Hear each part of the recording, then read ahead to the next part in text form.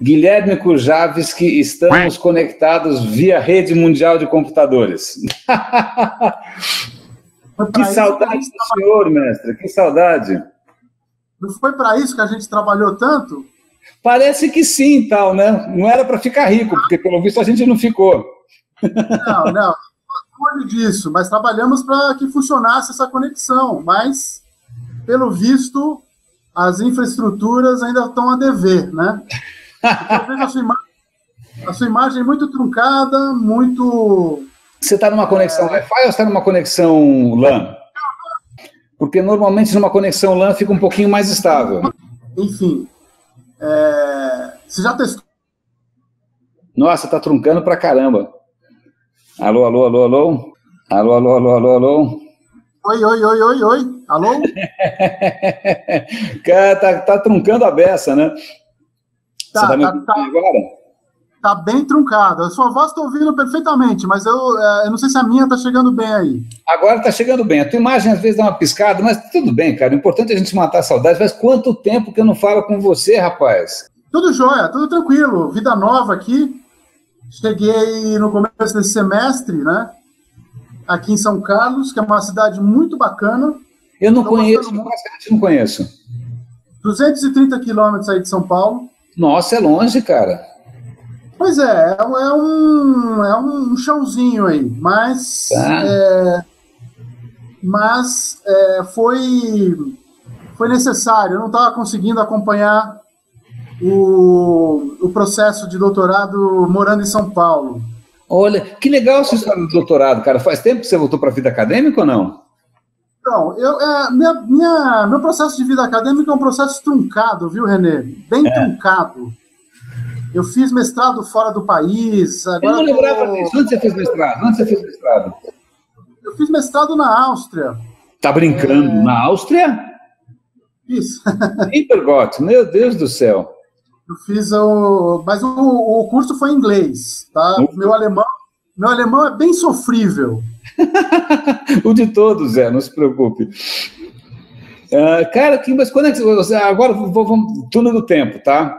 Hoje, por acaso, eu fui gravar com a querida Beth Saad, lá na ECA. Beth Saad, sim. Beth Saad. Aí eu comentei que estava fazendo doutorado, ela ficou super feliz, perguntou com quem que era, obviamente eu não sabia.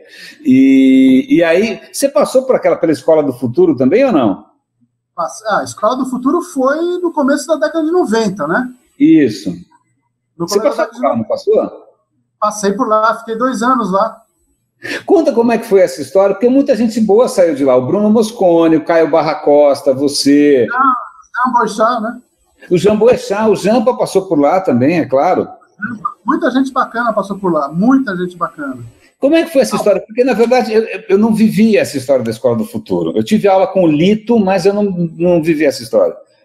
O Lito propôs um mecanismo de ensino à distância, quer dizer, um núcleo de pesquisa voltado para ensino à distância. Era isso? Era isso. Basicamente, o foco era ensino à distância. Isso a gente está falando no começo da década de 90, né? Então, Nossa Senhora. Bem pré-MOOCs, né? Nossa, nem me fala. Nossa, pré-tudo. Então, e a ideia era criar esse núcleo de pesquisa de ensino à distância, mas com um modelo inovador em termos de financiamento. Era um núcleo de pesquisa na USP que poderia captar financiamento fora do contexto da USP, fora das agências ligadas à USP, as agências de fomento, como, por exemplo, o FAPESP, CAPES. Ele poderia captar financiamento de iniciativas privadas. Então, isso na USP não tinha. Que interessante, eu não consigo imaginar isso na USP. A USP é tão engessada. Ele conseguiu. Hoje em dia, eu não sei como está mais a Escola do Futuro. Eu sei que o Hernani de Mantas passou por lá recentemente. O Hernani, bem lembrado. O Hernani, do Market Hacker, lembra? Não, isso eu não lembro não, cara. Isso eu não lembro. O que era isso? O Market Hacker foi um livro que o Hernani publicou, muito inspirado naquele livro Clue Train Manifesto. Ah, claro, claro, claro, claro. E o Hernani passou por lá recentemente. Então, ele tem notícias novas como é que está a Escola do Futuro. Eu sei que o Lito saiu de lá. Olha, sabe, eu vou te contar uma história curiosa. Eu fazia rádio e TV na ECA, né? E aí o Lito dava aula pra gente, mas eu não gostava muito das aulas do Lito, porque ele ficava trazendo umas coisas dos Estados Unidos, tipo videodisco, né? Umas coisas que eram super futuristas. Aí eu lembro que eu achava, esse cara está falando coisa de gringo, não tem nada a ver com a realidade local, tal. E ele falava assim, olha, vocês não vão trabalhar em televisão, vocês vão trabalhar daqui a 10 anos numa mídia interativa que é a rede mundial de computadores. Cara, eu olhei pro gringo e falei, esse gringo tá completamente louco, acho que eu nunca mais pisei na sala, e aí, agora eu tenho que morder a língua. Pois é, ele vislumbrou, é um visionário, né, no caso. E como é que você foi parar lá, cara? Como é que você foi parar na Escola do Futuro, na década de 90? Tem uma travadinha. Alô, então, alô? Opa, voltou. Eu tinha um projeto de pesquisa que envolvia o uso de RPGs na educação. Tá. Mas os RPGs, não os RPGs que a gente conhece, que são jogados com livros, são os RPGs jogados na internet.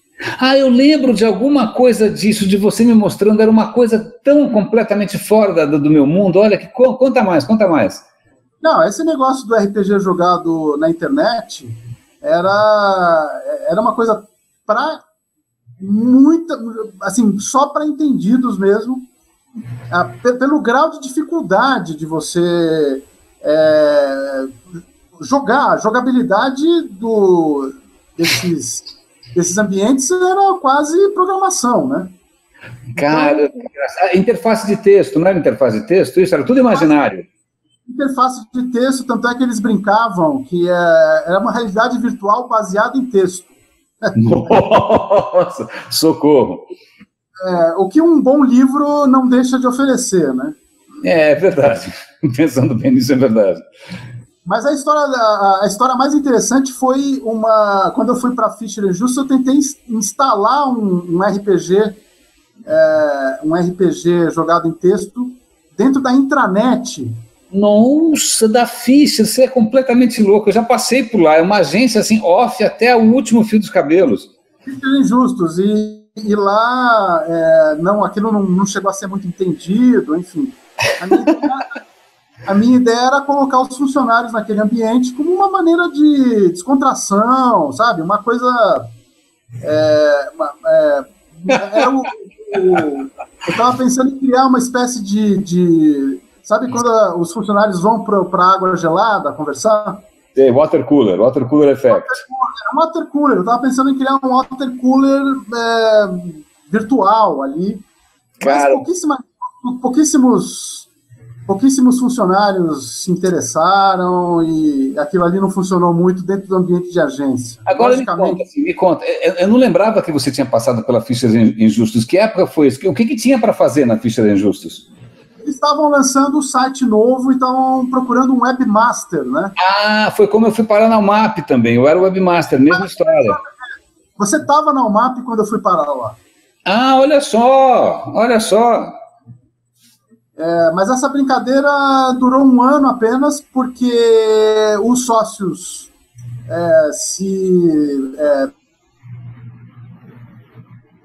foi um racho histórico, né? Quando o Justo separou do Fischer, foi tipo placas tectônicas. Eu lembro. E lembra uma grande conta, né? Que é a conta da Brahma, o que deu uma quebrada na agência ali. Né? Isso. Então, o site que era produzido pela TV1 acabou sendo descontinuado, enfim, foi um rolo ali. TV1, bem lembrado, a TV1 também é dos primórdios, né, cara? Ela pegou muita conta no começo, porque acho que o custo hora deles era muito baixo. Pegaram muita conta mesmo, muita conta. TV1 então, foi escola para muita gente, eu trabalhei com muita gente que veio da TV1, André Calvino, Dácio Vilela, muita gente veio de lá. Sim. E provavelmente você já deve ter entrevistado algum deles aí para o seu Guia dos Curiosos, não é isso?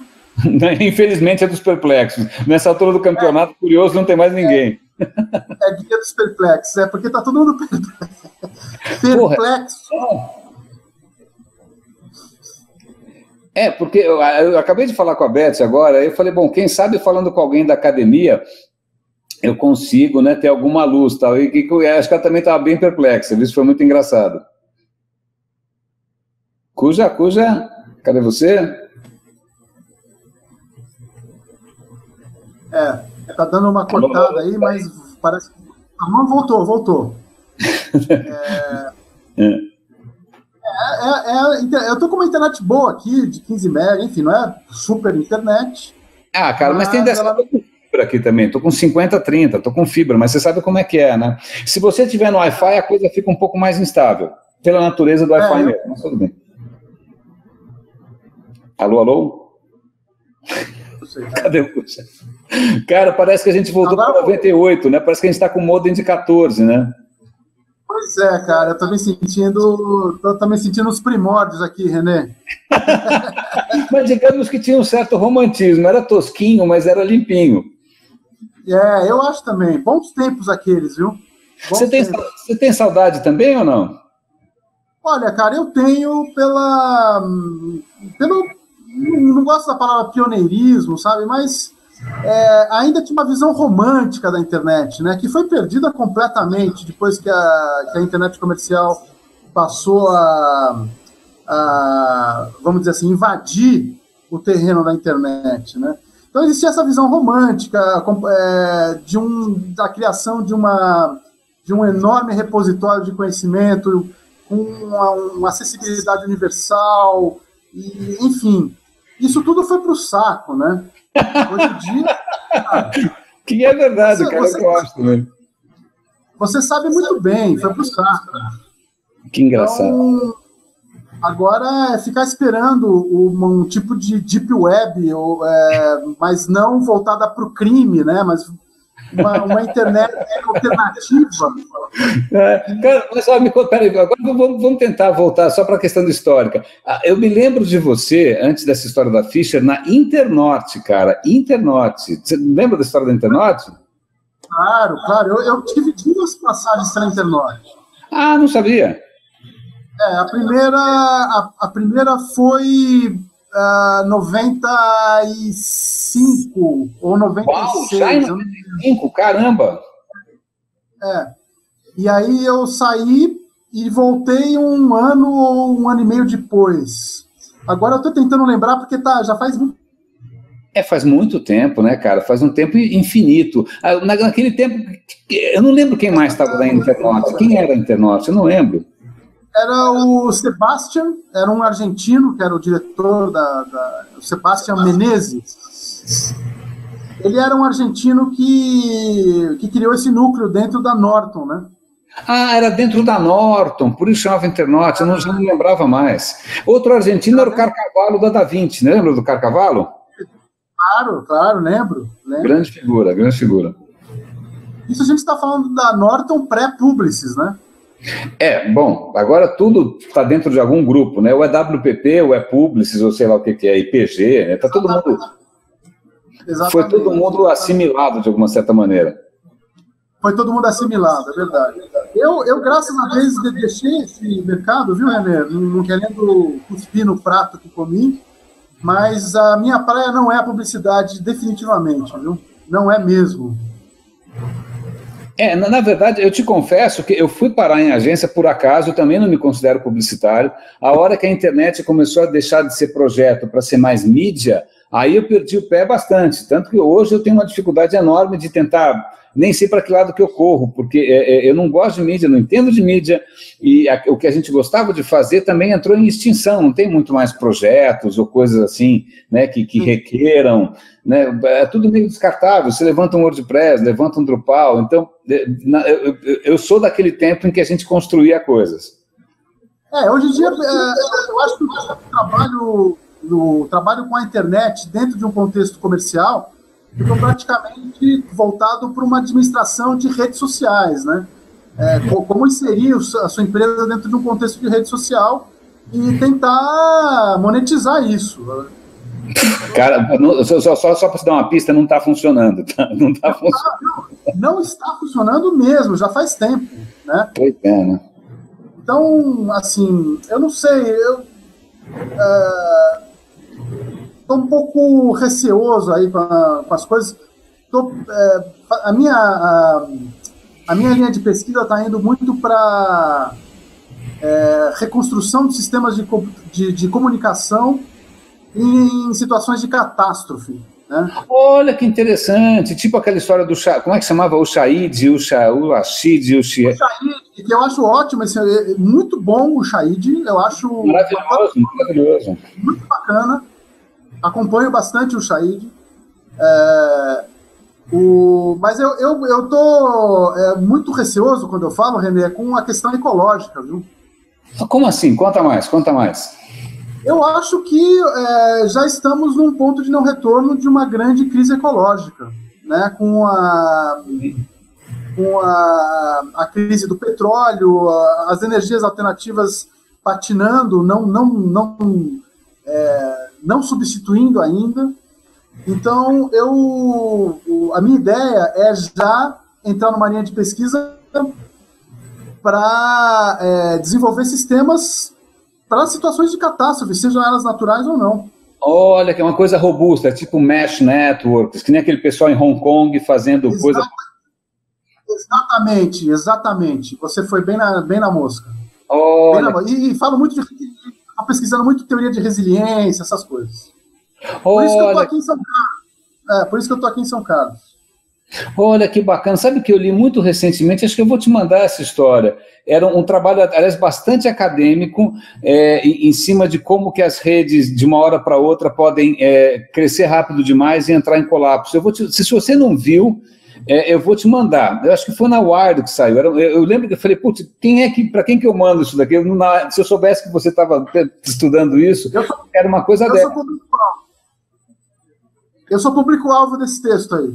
Vou te mandar na hora. Mas agora, sabe, então, que eu me lembro, eu lembrava da Internorte, eu não lembrava da Fischer. Quando é que você efetivamente desencanou e foi lá para o Itaú Cultural? Isso, deixa eu relembrar. Depois da Fischer Justus, aí fui para a Internorte, meu segundo momento na Internorte. Deixa eu pensar. Aí eu fui convidado para ser editor de tecnologia da revista Carta Capital. Nossa senhora, essa eu não lembrava. É verdade, agora que eu lembrei. Como é que chamava? Carta.com? Carta.com era um encarte que ia dentro, um encarte mensal que ia dentro da revista. Cheguei a escrever para você, eu cheguei a escrever alguns artigos, acho. Você escreveu, lógico. Cuja, alô. Alô, Kujavski, volta. Opa, voltou. Acho que a gente tinha que fazer uma mesh. Vamos fazer uma mesh. E saindo do Itaú Cultural, René, eu comecei a pensar mais em alternativas, né, em tentar recomeçar algumas atividades. Eu optei por uma iniciativa acadêmica que me parece... Eu gosto muito de dar aula. Que bacana. Eu dou aula no IED. Você conhece o IED, Instituto Europeu de Design? Conheço bem, cara. É um lugar lindo aqui na Rua Maranhão, maravilhoso, adoro. Eu já fiz palestra lá também. Eu dou aula de pós-graduação lá. Que bacana, cara. Eu não sabia, o lugar é muito bonito. Eu conheci os caras que tocavam, era o Paulo Sana, Ivan Sana. Tinha um italiano que tocava. Eu não sei se ele está lá mais ainda. Eu acho que ele já saiu faz tempo, mas tinha esse cara lá, acho que era Ivan Sana, se eu não me engano. Era um italiano. Eu cheguei a participar um pouco lá. Então agora eu estou dando aulas e estou escrevendo textos para alguns veículos, a Select, que você conhece. Como é que chama? Gisele? Gisele Bigelman. Puta, que legal que você está escrevendo para a Gisele, eu não sabia, que legal. A Gisele não está mais... ela não está mais envolvida na Select, porque agora está se concentrando na livre docência dela, né? Tá. Então, a Gisele deu uma afastada lá. Então, o que eu estou fazendo hoje, René, é isso. Eu estou dando aulas, né? E estou escrevendo textos eventuais aí para alguns veículos, entre eles a Select. E eu estou curioso para saber o que você está fazendo. Você sabe o que eu acabei de lembrar? Você não tinha escrito um livro que chamava Peritas Siderais? Lembra? Como é que foi essa história? Peritas Siderais. Peritas Siderais. Você tinha escrito um livro de ficção científica, eu lembro dessa história. Quando é que foi isso? Isso foi em 94. Foi 94. Eu não li, eu juro que eu não li. Mas aí você perguntou de mim. Cara, na real, assim, só para contar, eu trabalhei, eu fiquei, depois da bolha, eu caí mais para o lado de projetos. Então, eu acabei participando de projetos no Banco Real, depois na Sony, aí depois não sei o que eu fiz. Depois eu tive umas breves idas e vindas com agências, sobretudo ao Anderman, e sempre também na parte de projetos. E aí depois eu acabei indo para no Yahoo, fiquei 1 ano e meio no Yahoo, quase 2, foi uma experiência muito interessante na parte de produtos. Saí do Yahoo, aí eu não sabia o que fazer da vida, aí eu fiquei uns 6 meses perdido, aí a Microsoft me chamou. Eu fiquei 3 anos na Microsoft, que foram bem legais. Aí eu saí, não sabia o que fazer da vida. Aí a Localweb me chamou. Aí eu fiquei 1 ano na Localweb, que foi muito legal. Um pessoal que eu adoro até hoje, gosto muito. Porque aí é um pessoal de web mesmo, né? Você está em cima de 40 mil servidores, é do caralho. E aí eu saí de lá, tive uma passagem rápida para uma agência que foi a Cubo. Mas aí o que acontece é que, assim, hoje a agência, eu não sei mais o que eu posso agregar, porque... ou é mídia, mesmo social media já está meio capenga, então não sei. Então eu saí e desde então eu ando me reinventando sem parar. Não está muito fácil, porque, primeiro, estou com 50, então para qualquer headhunter, 50 é praticamente morto. Diga. Não, fazendo um parênteses que você está falando, a mesma situação que eu enfrentei. Eu estou com 51 também e dificilmente alguém contrata um cara de 50 anos. A não ser que você seja CEO. Parece que CEO você pode ser velhinho, mas se você não for CEO, você não pode ser velhinho. Então... E outra, a empresa vai pegar alguém que vai fazer mais ou menos o que você vai fazer por um preço de estagiário, né? Então, exatamente. É isso. Então, essa é uma condição de contorno. Outra questão é que o mercado, a quantidade de grana no mercado, os valores, os budgets, assim, eles teve uma erosão gigantesca, então não tem mais dinheiro para nada. É verdade. Tem que levar em conta a economia, estou falando do mercado mesmo, porque você tem plataforma, você tem Facebook, você tem mídia programática, então ficou tudo o dinheiro ficou, de repente, muito mais magro. E aí, para complicar, tem economia. Então, realmente, faz um bom tempo, eu já devo estar no plano Z, mais ou menos. Eu preciso arrumar um outro alfabeto, porque eu não sei muito para que lado correr. Você está aí? Alô? Opa, deu uma cortada, mas voltou agora. Tá bom. Não é isso, na verdade, assim... Você está no plano Z. Plano Z. Ou melhor dizendo, o plano G, que é o Guia dos Perplexos, que é um projeto completamente pessoal, sem fins lucrativos, mas que está divertidíssimo de fazer, né? Achei muito bacana, não tinha visto ainda. Você entrevistou um monte de gente, impressionante, cara. Um monte, eu fui atrás, assim, desde o índio brasileiro, Bruno Fiorentini, Michel Lente, puta, Deus e o mundo. Maria Ercília, lembra da Maria Ercília? Um monte de gente, um monte. Só de curiosidade, eu e a Maria Ercília, nós criamos a primeira coluna jornalística de resenhas de websites, né? Não. Ela na Folha e eu no Estadão.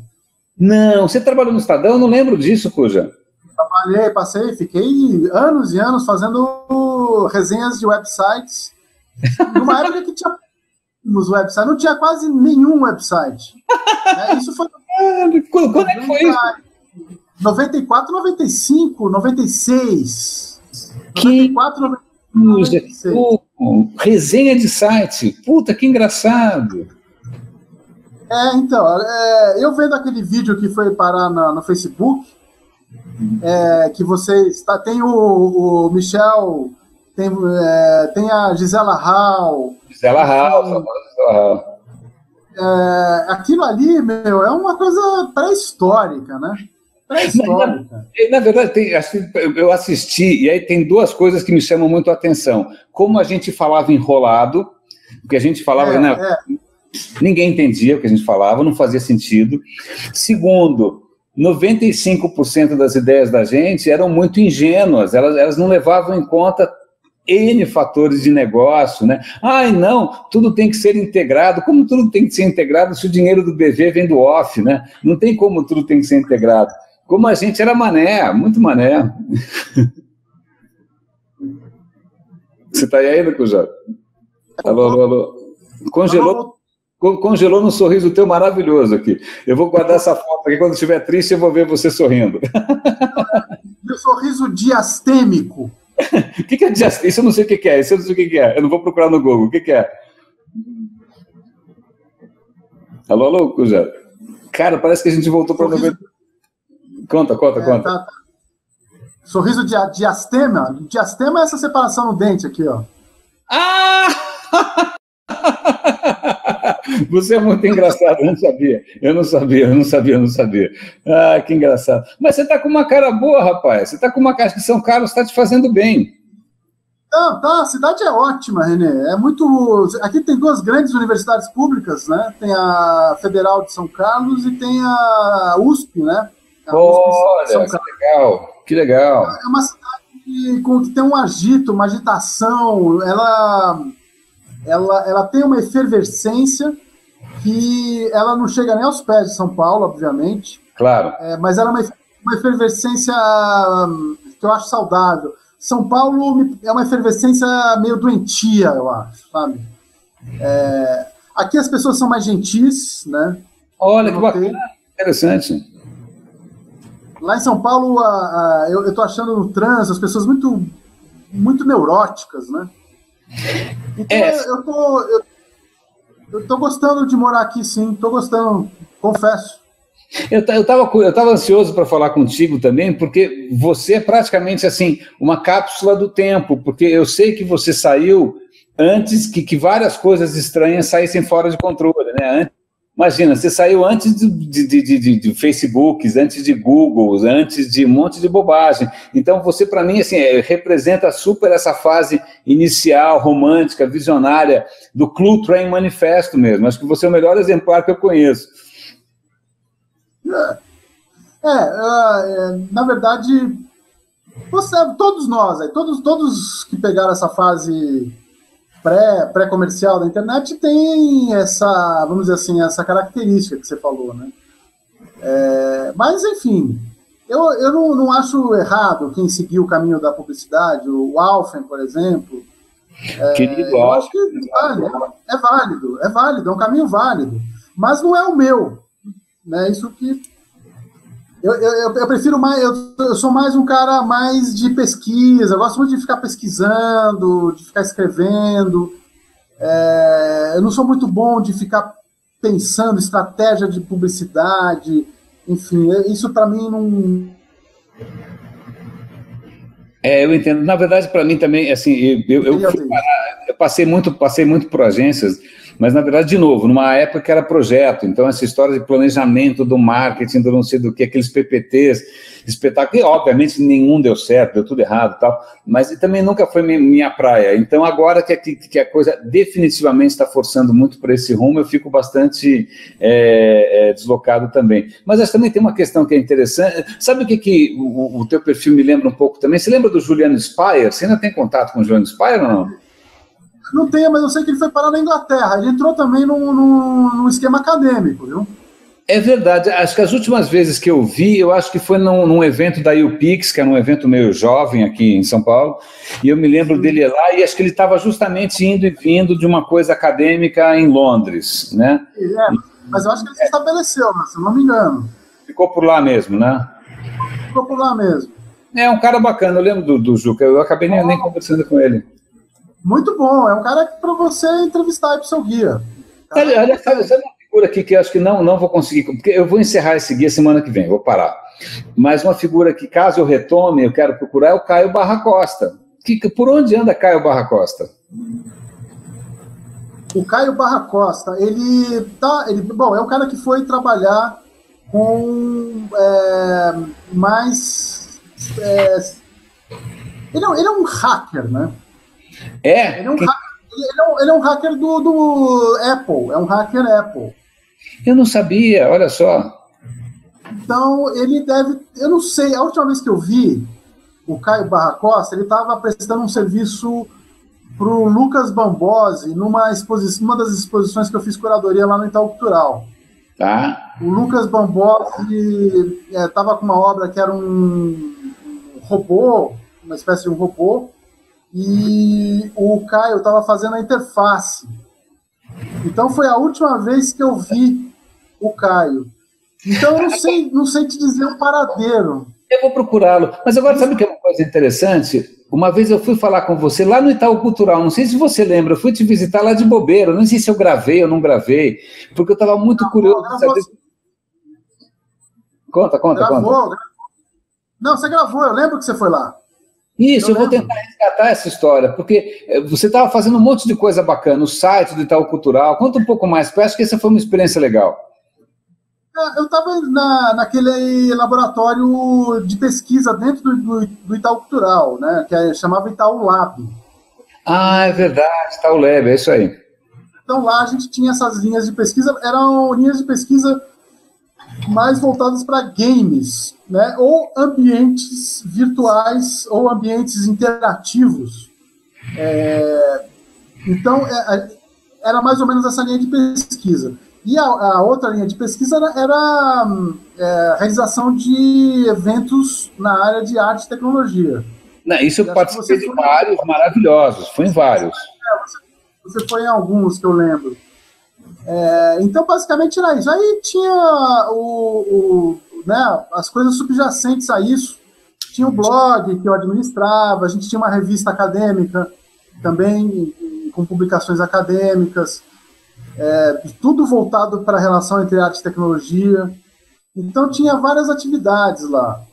Foi bacana ficar lá no Itaú Cultural durante esse período. Aprendi muita coisa. Quanto tempo você passou lá, cara? Foi um bom tempo, não foi? Foi, 10 anos. Foi de 2000... 10 anos? Não acredito. Foi 10 anos no Itaú Cultural? Que legal, cara. Que bárbaro. Foi de 2002 a 2012. Putz, por que não tem mais coisa legal assim para fazer, né? Por que essas coisas desaparecem, né? Era uma iniciativa tão bacana, por que de uma hora para outra a conta não fecha? O que acontece? É uma mudança de diretoria, porque lá a questão não é problema de conta, viu? Bom, provavelmente não, né? Afinal é Itaú. Porque lá a conta sempre fecha. É um problema mais político. Claro, pois é.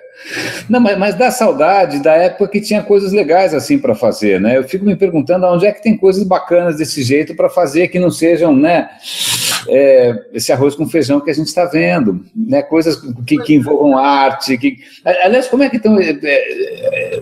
Esse ano, eu nem. Como é que chama? FILE, que chama? O Festival de Linguagens Eletrônicas? Você continua. O FILE é interessante, mas como o próprio nome já diz, é um festival, né? Então, o festival é mais um saco de gatos. O instituto que eu acho que está oferecendo umas coisas bacanas hoje, lá em São Paulo, é o Red Bull Station. Red Bull Station oferecendo alguma coisa? Eu não sabia. O que eles oferecem?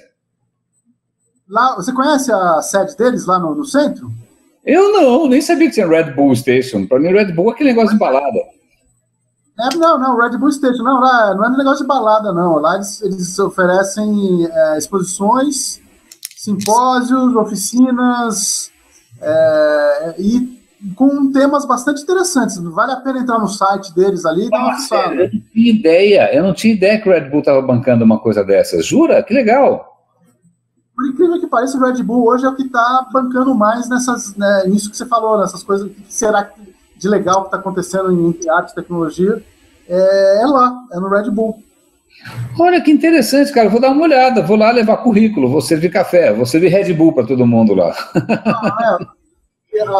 A sede deles é muito bacana, eles reformaram a antiga uma antiga uma casa de distribuição da Light, que não existe mais, né? A Light Força Luz. Fica você sabe onde a 23 de maio chega no Engabaú? Sei. Exatamente naquele ponto. Ah, é um cubo, uma coisa preta grande? Não é uma casa antiga que eles reformaram, uma casa bem antiga, meio colonial, assim.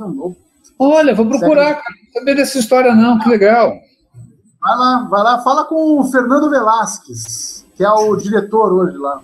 Porra, que bacana, Cuja, que legal.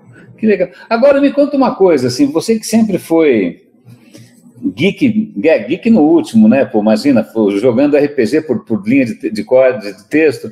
O que hoje te encanta na web? O que te encanta e o que desencanta? Olha, René, o que hoje está me chamando muito a atenção, e logicamente eu sou suspeito para falar, é o que a gente já andou conversando aí alguns minutos atrás, são essas iniciativas de reconstrução de infraestruturas de telecomunicação e computação também, em regiões de extrema pobreza ou regiões onde houve uma catástrofe natural. Que legal. Por exemplo, como é que New Orleans reconstituiu a sua infraestrutura de comunicação? Isso me interessa muito hoje. Então, tenho pesquisado muito isso. Agora, internet, eu tenho curiosidade pessoal, viu, René? Já que você perguntou. Mas isso é uma curiosidade que não está muito na minha linha de pesquisa, que é mais uma curiosidade pessoal. Coisas ligadas à segurança de computador, viu? Isso me interessa muito. Olha, volta e meia eu leio coisas sobre isso, acompanho notícias sobre, enfim, sobre essa movimentação de invasão e quais são as últimas técnicas de penetração de redes. Isso aí me interessa, mas logicamente que eu não vou muito a fundo, porque eu não sou um engenheiro e não sou uma pessoa ligada à computação. Meu conhecimento de computação é um conhecimento mais básico. Instrumental, é como o meu também, absolutamente instrumental. Mais ou menos instrumental, exatamente. Mas é uma curiosidade, já que você fez essa pergunta, então é isso, me interessa muito esse tema. Sabe o que é uma coisa engraçada? Eu estava conversando hoje com a Beth, e é curioso, e ela mencionou o Clutrain Manifesto, e a gente falou aqui também do Clutrain Manifesto de novo, o Bazar e a Catedral e tal, né? É engraçado porque algumas coisas que inspiravam tanto a gente lê hoje quase que parece Hans Christian Andersen, né? Parece que está vendo historinhas de fada, né? Não é engraçado isso? Pois isso aí é o que você falou, esse romantismo foi perdido, né? Que engraçado, né? E sabe que você olha um cara que se chama Jaron Lanier, ele tem um livro que se chama... Sim. Né? Conheço. Então, ele tem aquele livro que se chama Who Owns the Future, né? Que ele coloca que, na verdade, esse desdobramento, né? Ou melhor dizendo, nem o desdobramento, essa concentração toda é quase uma consequência natural da própria natureza da plataforma. A plataforma em si, né, favorece. E é engraçado porque a gente tinha na cabeça que essa fosse uma plataforma de descentralização, mas na verdade ela está promovendo justamente a hipercentralização. A Facebook é o grande exemplo da centralização, né? Surreal, né? E não só concentração de tudo, poder de processamento, de know-how, de expertise, mas de um dinheiro infinito, né? Os caras, se quiserem, fazem qualquer negócio. Né? Não, sim, mas você tem que levar em consideração a concentração que está falando, que é uma concentração que envolve um domínio de redes e sub-redes. Isso significa poder hoje. Isso é poder. Claro, é verdade, é poder. É isso aí. Então, me preocupa muito essa questão desses jardins fechados, né, como o Facebook, que é exatamente o oposto do que a gente imaginava que ia ser a internet, naqueles bons tempos, né? Pois é, cara. Sabe que eu sempre tive bode da Apple, porque eu sempre achei a Apple um jardim fechado, até chegar o Facebook, que é pior ainda, né? Não, você tem exemplos na época de ouro, né? A AOL, a American Online. Existiam coisas que procuravam centralizar, né? Mas os ímpetos descentralizadores eram muito maiores do que hoje. Hoje a centralização hoje é o grande drive, é a centralização. Então, o Facebook é um problema, Apesar de que eu tenho que ir todo dia no Facebook para ver, enfim, ver o que está acontecendo. Está substituindo o e-mail, é uma coisa. E aí tem uma outra coisa que é curiosa, que sabe o que isso faz parecer? O Admirável Mundo Novo, porque é uma distopia em que as pessoas estão felizes, né? É uma distopia em que está todo mundo feliz, é muito engraçado. Tomando, né, a sua soma. Nem precisa. Ou você toma uma droga para ativar, ou você toma uma droga para desativar. Ou você toma as duas, você toma uma droga para ativar e você toma uma droga para desativar o que foi ativado. Então, Isso faz lembrar uma vez perguntaram para o Caetano o que ele achava da maconha, ele falou, eu acho uma bela droga, né? Então eu acho que o Facebook dá essa história de bela droga também. Pois é, Renê. Cara, saudade do senhor, viu? Quando eu for para São Paulo, vamos marcar um café aí. Vamos, cara, eu vou adorar, vamos sim, vamos encontrar pessoalmente, eu vou adorar te ver, a gente bota a conversa em dia e aí a gente faz alguma coisa que não seja em 5 quadros por segundo, né? Com certeza.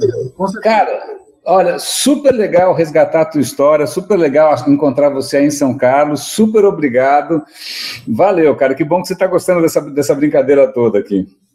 Não, eu estou achando o máximo. Agora que me deu o link aí do guia, vou acompanhar aí as entrevistas.